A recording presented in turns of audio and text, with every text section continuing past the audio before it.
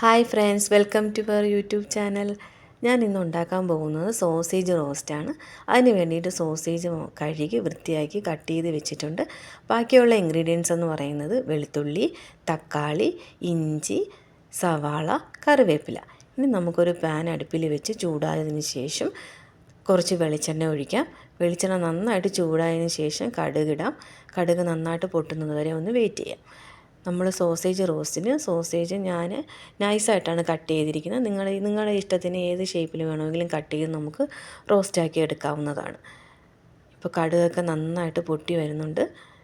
ഇനി നമുക്ക് അതിനകത്തോട്ട് വറ്റൽമുളക് ഇട്ട് കൊടുക്കാം. അതുപോലെ തന്നെ സോസേജ് റോസ്റ്റിന് നമ്മൾ സോസേജ് കുറച്ച് മഞ്ഞൾപ്പൊടി, മുളക് പൊടി, ഉപ്പൊക്കെ ഇട്ട് നന്നായിട്ടൊന്ന് മിക്സ് ചെയ്ത് എണ്ണയിലൊന്ന് വരട്ടിയെടുക്കണം. അതിനുശേഷമാണ് നമ്മൾ അതിനുള്ള മസാല കൂട്ടുകളെല്ലാം ഉണ്ടാക്കുന്നത്. ഇപ്പം കടുകെല്ലാം പൊട്ടി. ഇനി ഇതിൽ നമുക്ക് സവാള ആഡ് ചെയ്ത് കൊടുക്കാം. സവാള ഞാൻ ചെറുതായിട്ടാണ് അരിഞ്ഞിരിക്കുന്നത്. കാരണം നമ്മൾ എണ്ണയിൽ പെട്ടെന്ന് തന്നെ നമുക്കൊന്ന് വാടി കിട്ടും ചെറുതായിട്ട് അരിഞ്ഞ് കഴിയുമ്പോൾ. അതുകൊണ്ട് ഞാൻ ചെറുതായിട്ട് അരിഞ്ഞേക്കുന്നത്. ഇനി നമുക്കത് നന്നായിട്ടൊന്ന് അതിൻ്റെ പച്ച മണം മാറുന്നത് വരെ നന്നായിട്ടൊന്ന് മിക്സ് ചെയ്ത് കൊടുക്കാം. ഒരു ബ്രൗൺ കളർ ആവുന്നത് വരെ നന്നായിട്ടൊന്ന് മിക്സ് ചെയ്യാം. ഇത് നന്നായിട്ടൊന്ന് മിക്സായി വരുന്നുണ്ട്. നമ്മളെപ്പോഴും സോസേജ് റോസ്റ്റ് ഉണ്ടാക്കുന്നതിന് മുമ്പ് നമ്മൾ സോസേജ് മസാലയൊക്കെ ഇട്ട് നന്നായിട്ടൊന്ന് എണ്ണയിലൊന്ന് ഫ്രൈ ചെയ്തെടുക്കണം. എന്നാൽ മാത്രമേ അതിനൊരു ടേസ്റ്റ് കിട്ടത്തുള്ളൂ.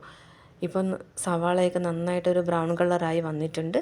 ഇനി നമുക്ക് വെളുത്തുള്ളി, ഇഞ്ചി, പച്ചമുളക് ഇതെല്ലാം കൂടി ആഡ് ചെയ്യാം.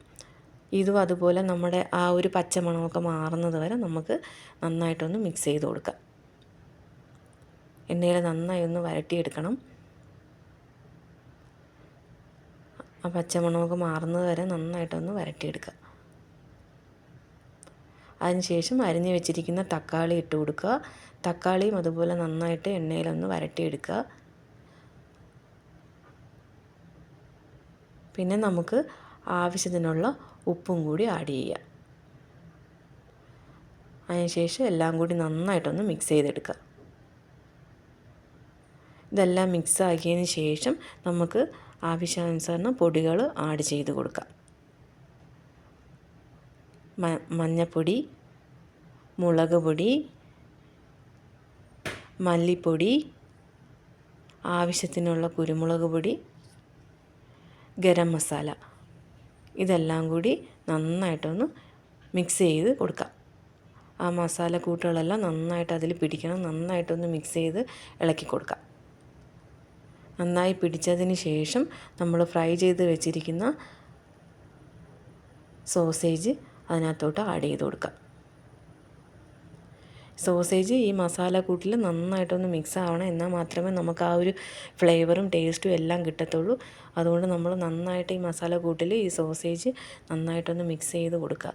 ഏറ്റവും അവസാനം തന്നെ നമ്മൾ എടുത്ത് വെച്ചിരിക്കുന്ന കറിവേപ്പിലയും കൂടെ ഇട്ട് കൊടുത്ത് നന്നായിട്ടൊന്ന് മിക്സ് ചെയ്യുക. ഇപ്പോൾ സോസേജ് നല്ല ഫ്രൈ ആയിട്ടുണ്ട്, നല്ല ഇതായിട്ടുണ്ട്. ഇപ്പോൾ സോസേജ് റോസ്റ്റ് ആയി കഴിഞ്ഞു. ഇനി നമുക്കതൊരു സെർവിങ് പ്ലേറ്റിലോട്ട് മാറ്റാം. നിങ്ങളെല്ലാവരും ഇതൊന്ന് ട്രൈ ചെയ്ത് നോക്കണം. നല്ല ടേസ്റ്റിയാണ്. പിന്നെ അതുപോലെ തന്നെ എൻ്റെ വീഡിയോ നിങ്ങൾക്ക് ഇഷ്ടമായെങ്കിൽ ലൈക്ക് ചെയ്യണം, ഷെയർ ചെയ്യണം, സബ്സ്ക്രൈബ് ചെയ്യണം. Thank you for watching.